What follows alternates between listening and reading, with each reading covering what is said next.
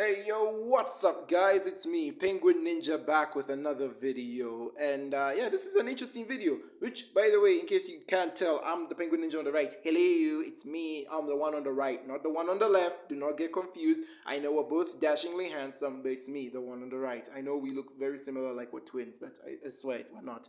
So, anyway, today I'm doing a new video, and this video is sort of like a reaction to my predictions.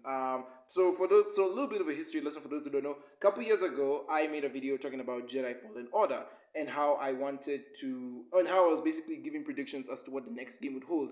At the time, I did know it was going to be called Jedi Survivor, so I called it Jedi Fallen Order 2, and I basically gave my predictions and expectations for what I wanted to see in the next game. Well, now the game has come out, which, if you didn't know, yeah, there's a new Star Wars game that's come out. Go check it out. And while I haven't personally played the game, I have watched the cutscenes and I have looked at the game mechanics as to what they introduced. So I figured this would be a good time as any to react to my old video giving predictions as to what I think will happen as to what I thought would happen in this new game, and we'll see whether or not I was right. We'll see how right I am or how wrong I am. So yeah. Anyway, without further ado, let's get into it. I haven't watched this video since I made it, so I'm kind of also going in blind. I think it's been like 2 years since the video came out. So, oh boy. So, without further ado, let's hop into it. Editor, roll intro. Beep! I completely forgot. I do not have an editor, nor do I have an intro. Let's just get into the video.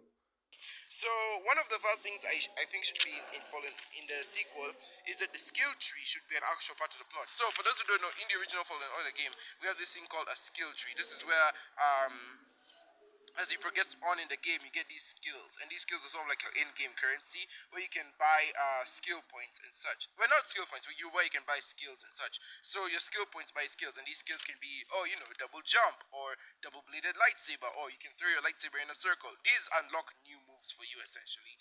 And so with the unlocking of new moves, you can become great. Fight your enemies better. And so what I think should happen in Fallen Order 2 is that since the people who played Fallen Order 1 have already unlocked their skill tree, it would be weird in Fallen Order 2 if Cal Kestis sort of forgot all his old moves. Obviously, he would need to find a way to get new moves, I should say. And I really like the way they did it with the Spiderman games, if I should say. For example, Peter Parker, we start the game off with him, the sequel. What I think they should do is, since in the first game, he forgot all his old skills, you spend the rest of the game trying to relearn those skills so that you can fight the final boss at the end. And I think they should do something similar for Jedi Fallen Order season. I keep saying season. My mind is still on the movies and TV shows and such. I think they should do the same thing for Jedi Fallen Order 2. I don't know if I should call it part 2. I'll call it part 2 for now, even though I don't know. But I think that's what they should do for Fallen Order part 2. Reason being, because you can't have Cal forget all his skills. That'll just be repetitive. You already spent the entire first game learning all these skills. It wouldn't make sense if you've got those skills and then you have to relearn them in part 2.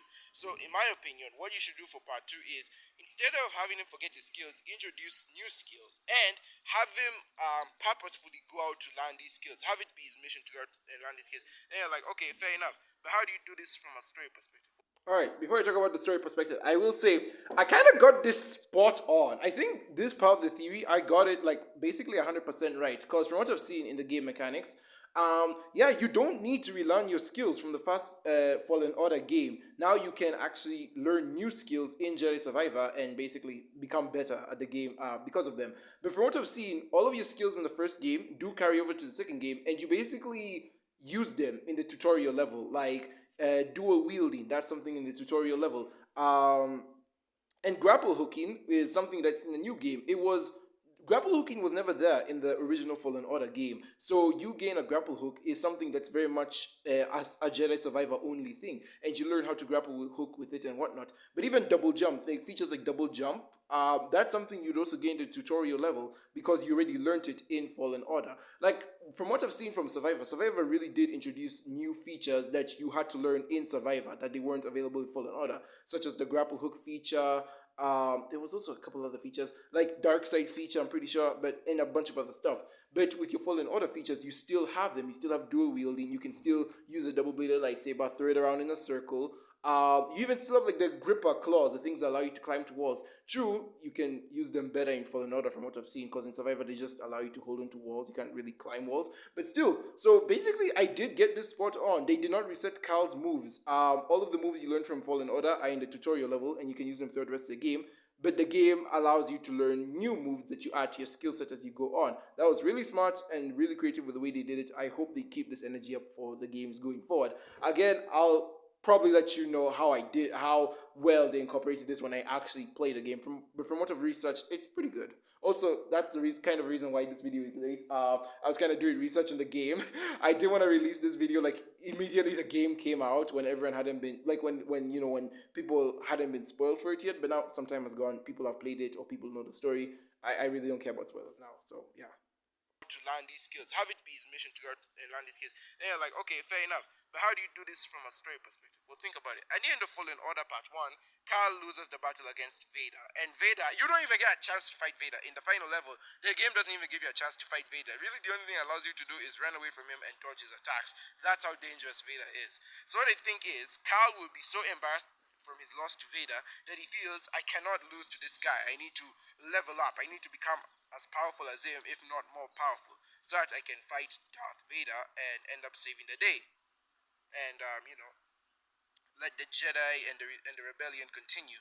So what would happen is we would spend the majority of Jedi Fallen Order 2 having Cal go and practice new moves, learn new skills, so that by the time we get to the end of the game, he can fight Vader, and it's an actual boss battle. At the end of Fallen Order 1, we never had a chance to fight Vader, just so the game could show us that he really is an unstoppable force. So what I think is, for the second game, instead of having Vader be an unstoppable force, have him be stoppable, but still really strong. Have him be a really powerful boss. And that's why I say it would take all of our skills, every skill we learned throughout the game, to finally get back at Vader, and we have an epic boss battle. Obviously, Vader will still win, but it would have been a nice game where we spent the entire game going from point A to point B, learning these new skills, so we can fight Vader in the final battle. And even though we'll still lose, we'll still accomplish the skills. And on top of that, we don't have to do 100% skill completion. We can do like 85% of the skills learned, and then we need to go unlock the other 15% after the game is over. I don't know. That's just my 2 cents. All right, for the story version, for the narrative I cooked up, I'm about 25% right, which is still not good, but at least I got something. So basically, in Jedi Survivor, Cal doesn't go up against Vader. He basically knows in the game he cannot beat Vader, and the game doesn't even allow you as Cal to fight Vader, simply because lore-wise, you would have your world rocked. Like, that would be the end of the game series. You would not be, like, Cal would be dead 50 times over. And on top of that, he doesn't learn skills to beat Vader. I would have thought that because both Fallen Order and Survivor do play around with the idea of Cal falling to the dark side. In my mind, I thought he was gonna learn new abilities, all in the name of learning new power, or gaining new power, becoming strong enough to take out the Sith. But as mentioned, that didn't happen. So he's just kind of learning new skills because he can. It's not because he wants to attain a certain goal or gain more power at the end of the day. He's just kind of learning new skills. So I'd say maybe it's a bit of missed potential that he's not trying to learn to become stronger.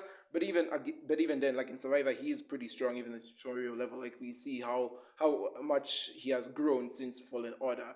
But yeah, he doesn't really go up against Vader in Survivor. However, there is someone who goes against Vader in Survivor, and that's Seer Junda. Seer is a Jedi Master. Was she a Master or a Knight? But she was a Jedi Master. I'm just gonna say Master for now, in case I think she was a Knight. Okay, let's go with Knight just for the safety of it.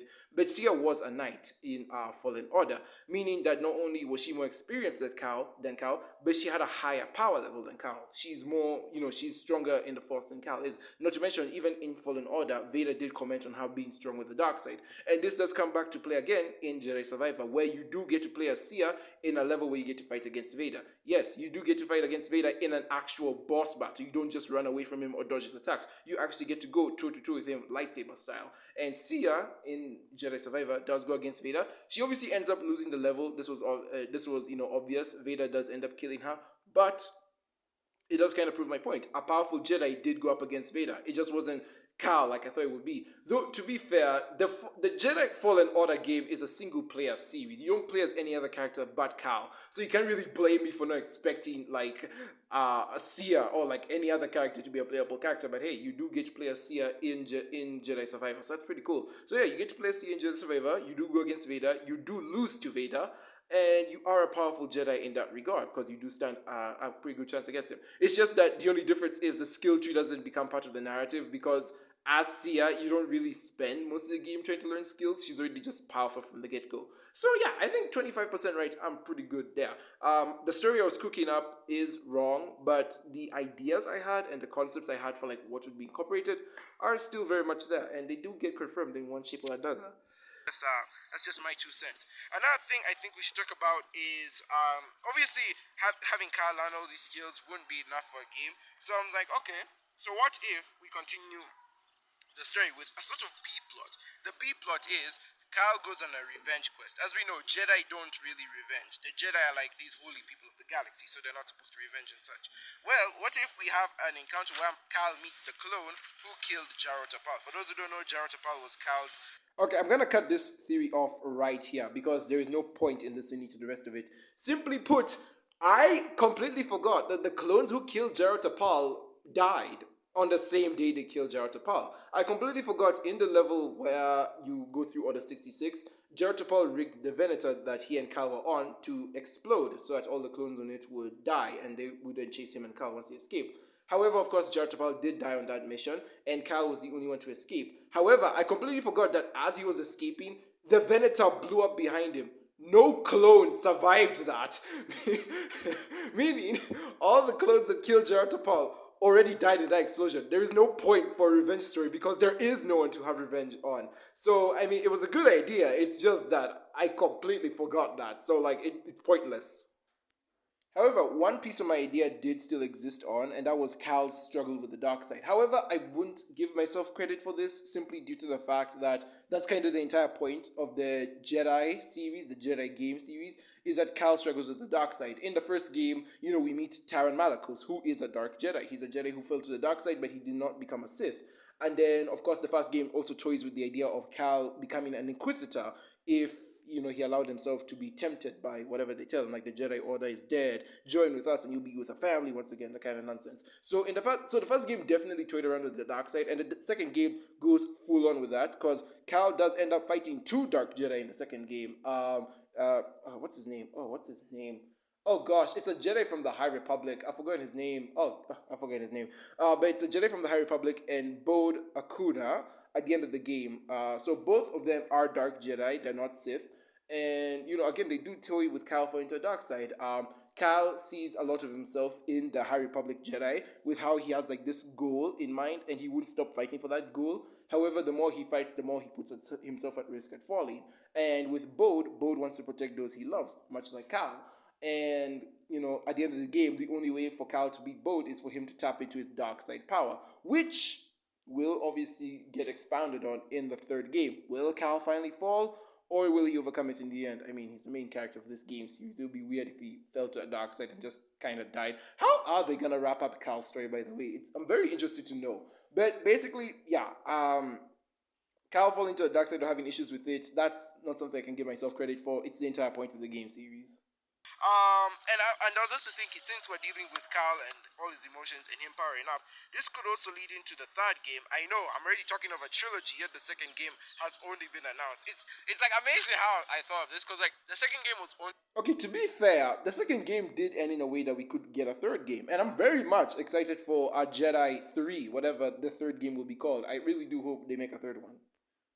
And they keep all the upgrades from 2. Because from what I've heard, I know it's not like tied to my predictions, but from what I've heard, Jedi Survivor does have fast travel. That's something Jedi Fallen Order didn't have. And it's something I have been praying for since I played Jedi Fallen Order. Because I did mention even in this video that I liked playing Jedi Fallen Order, but it just doesn't have good replay value. Because there's no fast travel. You'll get lost in the world and then you have to struggle to make your way back and forth. And really the only thing you're going to be doing after you finish the game is looking for ponchos. Getting lost in an alien world is not worth a poncho. You know what I'm saying? So I am so glad Survivor has fast travel mode, and I cannot wait to utilize the hell out of it when I finally play the game. So I really do hope like whatever they do for the third game, they keep all the improvements from the second game, keep upgrading the skill tree, and of course, please, for the love of everything good, keep fast travel. Announced. Yet I'm thinking as far as the third game. But for what, my opinions on what the third game could be is that in the third game, Cal could still be power hungry, trying to unlock as many skills as possible to fight Vader, and this could lead to the risk of him falling. Again, based off the second game, most likely still not gonna happen. To the dark side. He thinks that he has the perfect team because his team consists of Grease, Dristus, the four-armed dude, Seer Junda, who's also a Jedi, and Marion, the Night Sister. And that's a pretty good team if you think about it. Cal has a pretty good team backing him up, and he could think that this team is enough, or at the very least, suitable to fight Vader. Like, he could think that this team is good enough to fight Vader and probably kill him or push him back or something like that. Kind of ironic, I say this, especially considering that in between the first and second game, the team splits up. Not to mention that also by the end of the second game, Seer is dead. So whatever Jedi help Cal thought he was gonna get, it ain't happening. Also, you gotta love how they brought Eno Cordova back for the second game just for the sake of killing him. Like, why you gotta do him dirty like that? He's consumed by that need to get more power that he ends up even abandoning his friends. He abandons his friends and he goes searching for power on his own, thus still keeping it a single player game, mind you. And along the way, he realizes that he could be falling to the dark side. All this search for power and it's lost, he could essentially end up falling to the dark side and, you know, and becoming like Vader. The only problem is he could die if he joins the dark side, unlike Vader, who is not just a slave to the dark side but its ruler. Cal will not only become a slave, but he could die on his quest for power, thus bringing more drama into the story. Okay, this one is actually pretty also close to what we got. Now, true, it was a prediction for the third game, so you know that's a big no-no. But the story is more or less kind of what happened in the second game. Cal and the team and the Mantis crew did split up in between games, and it was mostly due to the fact that Cal wanted to keep fighting. He wanted to keep fighting against the Empire. True, again, it wasn't because he was searching for more power. It's just because he didn't want to give up the fight. So yeah, we still have a reason why Cal split up from the team. Not to mention, in Jedi Survivor, Cal does have an obsessive fixation on finding Tarron, the planet that is supposed to be hidden from the Empire because it's like hidden behind the nebula. And again, that is something that our attention is drawn to. That Cal fears that he might fall to the dark side, much like the High Republic Jedi, because both of them were obsessed with Tarron. And he's even like, if I ever fall to the dark, he tells Marion, if I ever fall to the dark side, you better put me down. So again, not too far off from what we got. I'm not that bad at predicting. Die because he's not supposed to be in episode 4, so it could also make sense. Now, the last bit I want to talk about is the ninth sister. So, there are like three main villains in Jedi Fallen Order. We have the main villain of the game, that is the second sister, also known as Trilla. We have the ninth sister, who only shows up for about 1 or 2 levels, and we have Darth Vader, who's kind of like a final boss, though not really. He's just a temple run villain. So So with those three villains, the second sister is the main villain. The second sister is killed at the end of Fallen Order. And I'm like, so this kind of leaves the door open. Okay. Also, in case you just want to know, remember when this video was made, listen to this. Okay, what happened to the second sister? Well, we know the second sister is in the Jedi Fallen Order game. She dies at the end of that game. Okay, is there a third brother? We don't know. Maybe they could be introduced later on. Third brother or sister. Yeah, totally, bro. Totally. There was a third... Yeah, totally, bro. There was a third brother. 100%. There was a third brother. The fourth, we also know that's also kind of a mystery. The seventh brother sister introduced later on. Third brothers. Funny how both the third and fourth sister were introduced in Kenobi like a whole year after this video was made. Alright, so here are my predictions on what I thought would happen to the ninth sister. Now, if you know the story of Jedi Survivor, you very much know what happened to the ninth sister. So you might think to yourself, okay, what's the point of you playing out this prediction? I feel like I gotta play it out just for the lols. Vader is training the ninth sister. He's training her to her max. He's pushing her beyond her own limits, and he sees her as a failure. He's like, I don't want you to become like the second sister as a failure. He's like, I don't want you to become like the second sister. I don't want you to be a traitor to me. I need you to train your hardest so that you can kill the Jedi. And so obviously he ends up punishing and and sort of torturing her. And she's not liking this abusement from Vader. However, she feels she has to kill the Jedi. Problem is, Cal is stronger than her, and he has defeated her on multiple occasions. And so, like in the second half of the game, or like in the final few hours of the game, she will change her mind and decide to join Cal. She will help Cal on his revenge quest, and at the end of the game, she'll help Cal sneak into Mustafar so that he can fight Vader. And at the end of the game, when Vader has the rest of the crew pinned down, for example, Cal is like, we gotta fight Vader, and at the last second, and she fights Vader. She could even turn her double-bladed red lightsaber white so that she can show that she's really turned. Anyway, she buys Cal and the crew enough time to get on the Mantis and escape. However, she remains on Mustafar to fight Vader. The problem is, as she remains on Mustafar to fight Vader, Vader obviously kills her, but she's like, it doesn't matter, at least I was able to turn at the last second, thus giving the heroes another chance to escape. I don't know, that's an interesting idea to me. I think it's...